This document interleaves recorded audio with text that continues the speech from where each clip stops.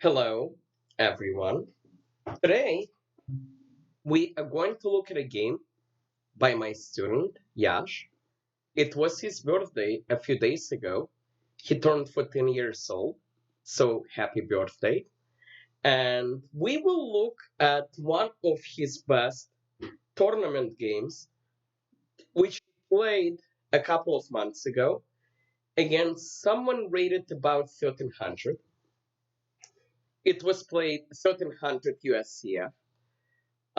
This is the game he played over the board. The time control was game 30. Yash was white, and he started with e4. His opponent plays the Caro Kann.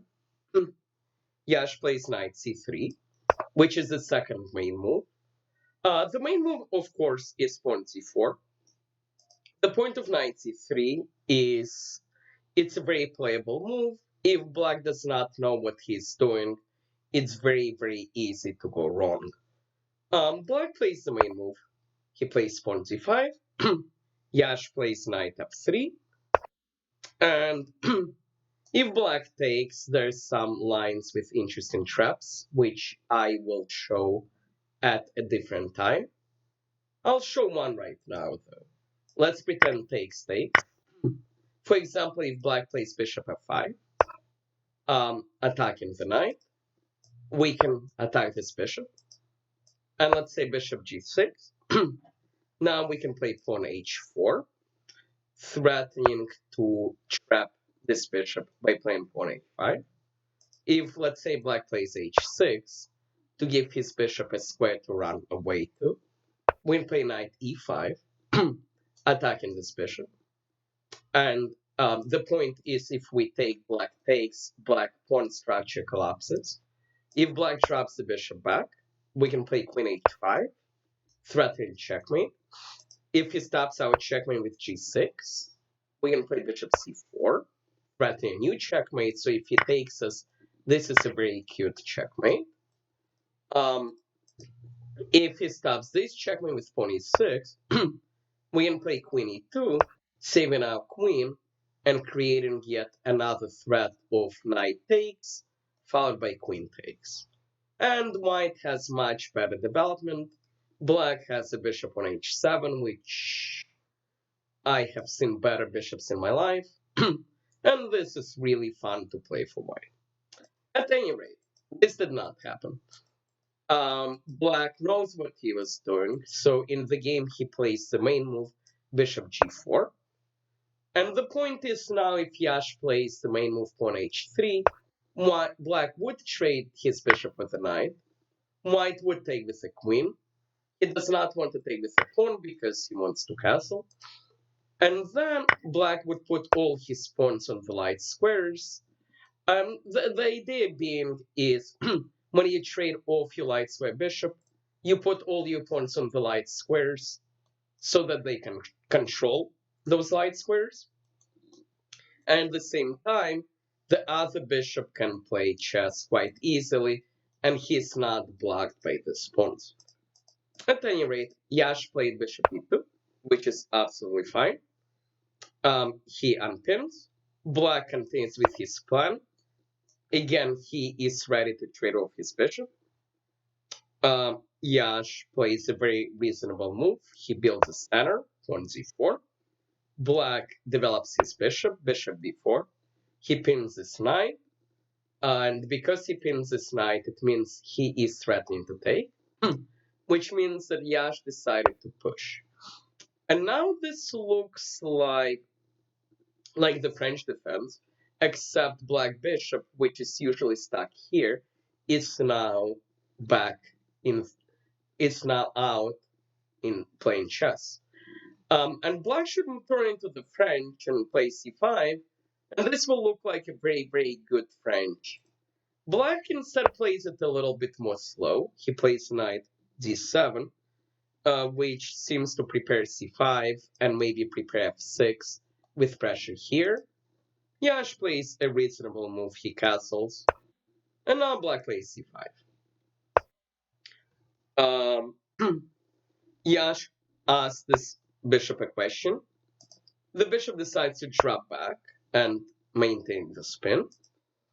Um, and Yash decides to play bishop b5, which is maybe not the greatest move because Yash forgot that there is some pressure happening on this pawn. Because now, if black takes with the bishop, Yash has to, well, um, he has a big dilemma. He can take with the pawn, but then his king looks open, or he can take with the queen, but then would drop this pawn. So Yash chose to take with the pawn. Computer prefers queen takes, and the logic that the computer makes is that if black now takes this pawn, it's actually very interesting. Black ends up being behind development, and we can sacrifice a piece. And the reason is after takes, although we are down a piece, we have some ideas. We are double attacking this. We have possibility of playing e6. We can take this pawn. We can try to bring out this bishop because taken could be kind of scary. But this is a complicated line, and Yash understandably chose to avoid it. Instead, he plays a human move, takes with a pawn.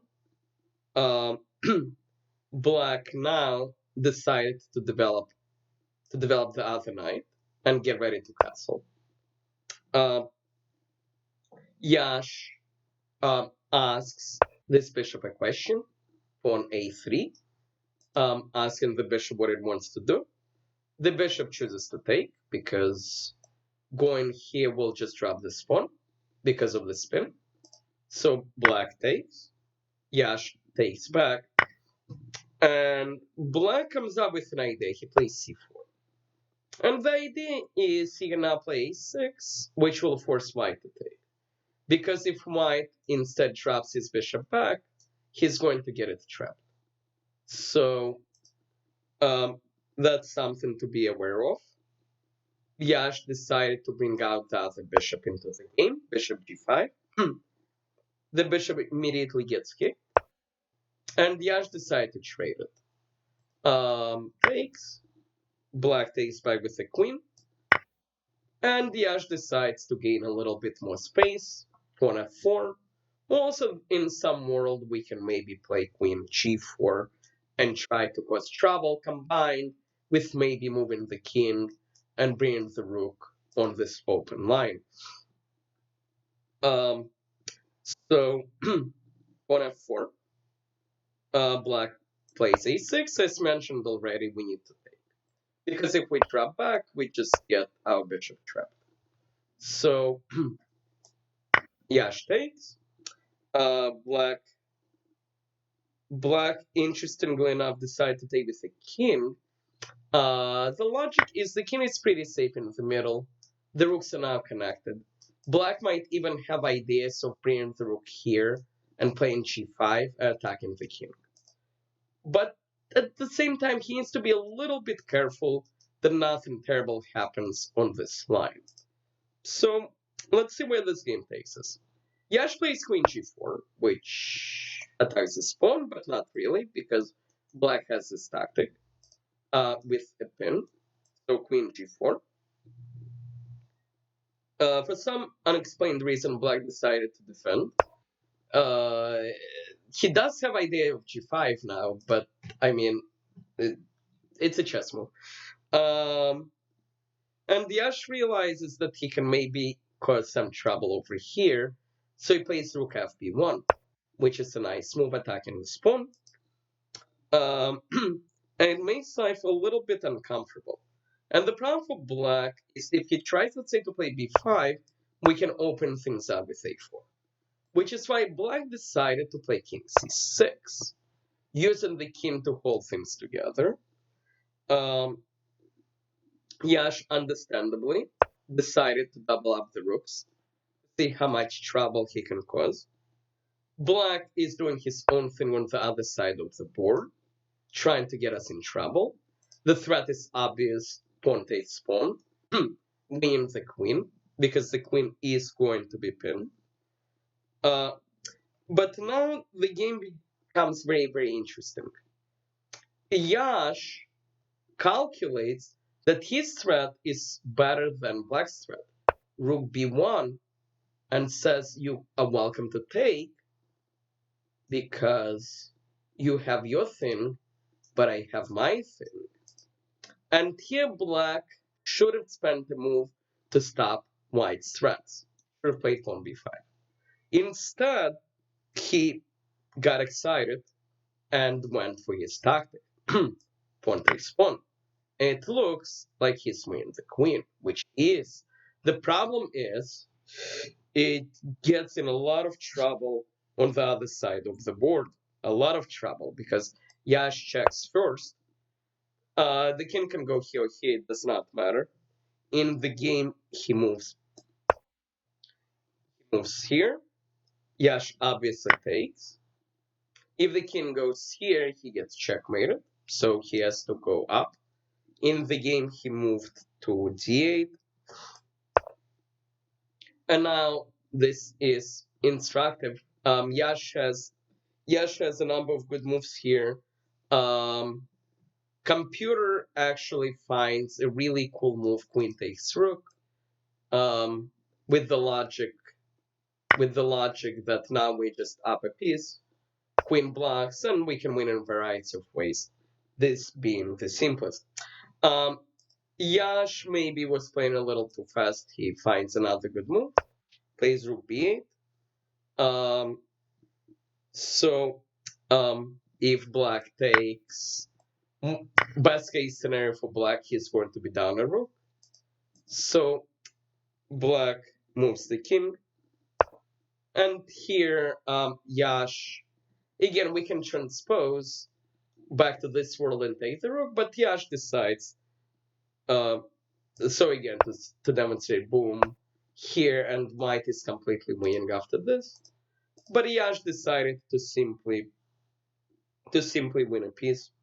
He takes, black takes, Yash takes, and he's up a rook, and he's checkmating in a couple of moves because of his rook and his queen. Black grabs this pawn, which doesn't really help matters. In fact, Yash brings the queen and the rook together, queen b8, king d7. Now the rook comes. On the next move, it's going to be a checkmate. And either we have our choice of this checkmate, or this checkmate. It was an interesting game. It shows the importance of calculation. Yash did not just panic when black played g5, automatically decide to stop this. He calculated that his threats are actually stronger than black's threats, and black here should have spent a move to stop those threats and then return back. And this is an important lesson. When you see something cool that you can do, don't just get excited and do it. Actually, figure everything out first, see if there is anything that you may have possibly missed. Great job to Yash, very strong performance, defeating a player rated 1300. Keep playing, keep getting better. Good luck, happy birthday, and everyone else, thank you for watching. I will be back. Please like and subscribe.